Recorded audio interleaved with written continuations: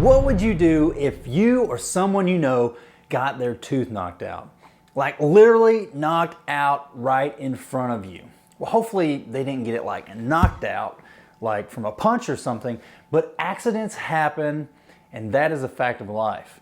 As a dentist, I have seen people suffer dental trauma to include everything from breaking off parts of a tooth, complete tooth fractures, jaw fractures, and even knocking the tooth right out of the mouth.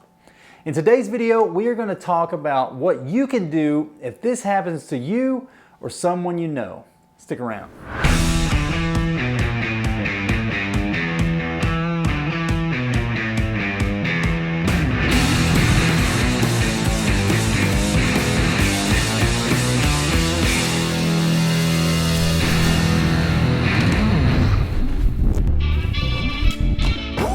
Hello and welcome to another patient education video from the Comprehensive Dentist. My name is Dr. B, and today we are talking about what to do if you or someone you know gets their tooth knocked out. In dentistry, we call this an avulsion. An avulsion is an injury where the tooth is completely displaced out of its socket. If you are a parent, teacher, sports coach, or work with kids at all, you're gonna want to watch this video so if the time comes, you can save the day and hopefully contribute in a positive way to the outcome of the injury and subsequent treatment. Now listen, there are all kinds of injuries that can occur to the mouth and the teeth. Today, we are talking specifically about what to do if the entire tooth or part of the tooth gets knocked out. If you have any injury to the mouth or teeth, it is important that you go see your dentist as soon as possible. If an injury occurs during the day, then most dental offices will see emergency patients, but it is always wise to call ahead.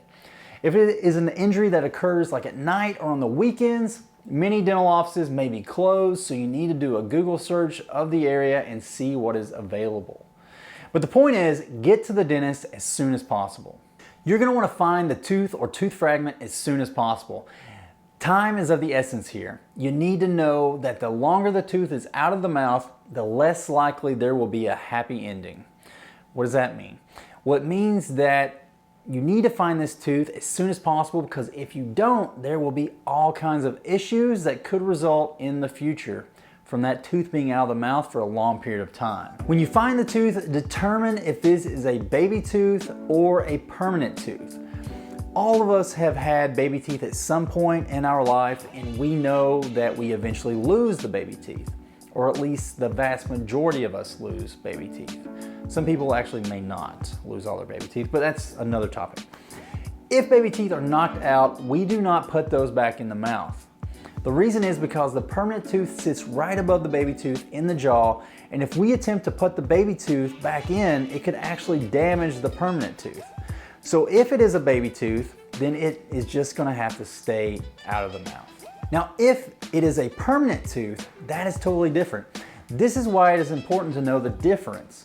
Many times the person who lost the tooth will know if it's a baby tooth or not, but if they don't know, or if you're not sure, well, just follow the remaining instructions I'm about to tell you. Once you find the tooth, make sure that you pick it up by the crown. This is going to be the white part of the tooth, the part you would normally see when you look inside your mouth. Just so you know, the tooth is comprised of two major parts. The crown, which is the top part, the part you chew with, and the part you see when you smile. And the other part is called the root. The root is the part of the tooth that you normally do not see. It actually anchors the tooth in the mouth. So when you find the tooth, make sure you pick it up by the crown and try your best to not touch the root of the tooth. If you have gloves available, it is a good idea to wear those, but it isn't a complete deal breaker if you don't. Just keep in mind that there may be blood on the tooth, so always be careful, especially if it's not your blood. If the tooth is dirty, maybe it fell on the ground in some dirt or mud or whatever, but make sure you wash it off briefly for about 10 seconds under some cold running water. Next, if you know 100% that the tooth is a permanent tooth and not a baby tooth, and you are willing and brave enough to try, it would be best if you can reposition the tooth back into the mouth where it came out. But again, you have to be confident that this is a permanent tooth if you're going to try that. Again, we do not reposition baby teeth in the mouth. So if you don't know if it's a baby tooth or a permanent tooth, don't try to reposition it, just skip this step. The faster that permanent tooth can be reimplanted into the mouth, the better. This is why, if you're willing, you should try this reimplantation right after the injury as quick as possible. If repositioning the tooth is not possible, or you don't think you can do it, then you need to store the tooth in something until you can get to the dentist. There are a few options for storing teeth, which is good because depending on when and where the injury occurred, you may not have access to certain storage mediums. So let's go ahead and look at some of those options. So the best option for storing teeth is Hank's Balanced Salt Solution. So you're probably wondering, what the heck is Hank's Balanced Salt Solution?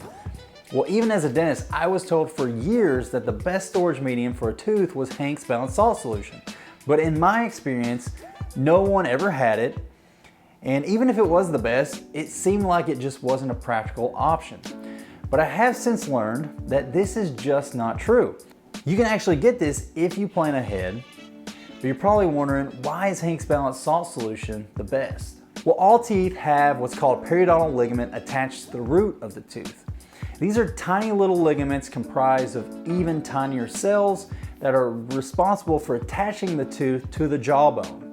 Normally the periodontal ligament acts like a little suspension system for the tooth within the jaw. When a tooth is knocked out, the periodontal ligament is injured and torn. The cells within the periodontal ligament will survive for some time, but only in the right conditions. You see, cells are tiny little living bodies and are sensitive to their environment. In certain conditions, cells can swell, and if they swell too much, they can explode and die. In other conditions, they can actually shrink and die. For the best chance of survival, the cell needs to be stored in the right conditions. This is why Hank's Balanced Salt Solution is considered the best storage. It optimally is designed for cell storage. It will keep the cells alive for up to 24 hours when the tooth is stored in the solution. So if you want to have access to Hank's Balanced Salt Solution, you have to buy it. I recently bought some for myself, which is kind of what sparked the idea for this video. So this is Save-A-Tooth. Save-A-Tooth is Hank's Balanced Salt Solution, and it also has the American Dental Association seal on the box. And it is super easy to use. Simply open the container, pick up the tooth by the crown, and place the tooth into one of the 4 slots. Then screw the cap back on and go see your dentist. It's that easy. And this one container will actually hold up to 4 teeth, but hopefully you won't need it for that many teeth. And again, if you are a parent, a teacher, or work with kids, you really should think about buying one of these just in case you ever need it. The solution has a shelf life of about 2 years, so it will last for a while in case you need it. I found that the best place to get Save-A-Tooth is on Amazon, and if you would like to get this for yourself in case you need it, I will put a link in the description down below. Well, if you don't have Save-A-Tooth nearby, then the next best option will be a glass of milk. This is not as good as Hank's Balanced Salt Solution, but it is certainly better than nothing. And to the best of my knowledge, it really doesn't matter if it is whole milk, 2%, or skim milk. Just don't use almond milk. I mean, have you ever tried to squeeze an almond? Exactly. If you do not have Hank's Balanced Salt Solution or milk, then the next best option is to store it in the mouth of the person who lost the tooth. Make sure it is the mouth of the person who lost it and not someone else's mouth. I believe in helping people, but I'm not storing your tooth in my mouth. Not cool. If you transport the tooth in the mouth, place it between the molars and the inside of the cheek. I would recommend that you only allow patients to transport the tooth in the mouth if they are mature enough to do so. A younger child, for example, may be at risk for swallowing the tooth if you're not careful. If storing the tooth in the mouth is not a good option, then the last option would be to have the patient spit into a container and store the tooth in the container. But do not, under any circumstances, store the tooth in water. Storing the tooth in water will only kill the periodontal ligament cells faster. This has to do with the fact that the water actually causes the cells to absorb a lot of the water, and they get big and then they just basically explode. Now, no matter what storage option you choose, it is important to get to the dentist as soon as possible. Time is of the essence here. As we discussed, some of these storage mediums are better than others, but regardless, get there as soon as possible. Ideally, within 2 hours after the injury. All right, so hopefully by now you're a little bit better prepared to deal with the avulsion of a tooth and have an idea of what to do if this happens to you or someone else. In this video, we talked about what to do when an avulsion occurs, and we discussed some storage options for teeth if you need to transport a tooth with a person to the dentist.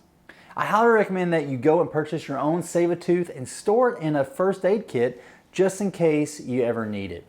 As we already discussed, it is the best storage option and it buys you some time until you can get to the dentist. So I hope you found this video useful, and if you have any questions, please let me know in the comments down below. If you like this video, hit that like button. If you care about your teeth and want to know more about your mouth and about oral health, I will encourage you to subscribe to the channel if you have not already. All of our videos that say patient education are designed for the patient and to help you learn more about your mouth and your teeth. Thank you for watching, and I will see you next time.